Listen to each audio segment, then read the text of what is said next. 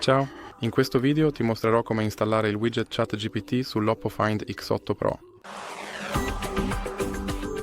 Quindi, devi iniziare aprendo il Google Play Store, poi clicca sulla barra di ricerca, digita Wuli AI e clicca su cerca, poi clicca su Installa. Ora puoi cliccare su Apri.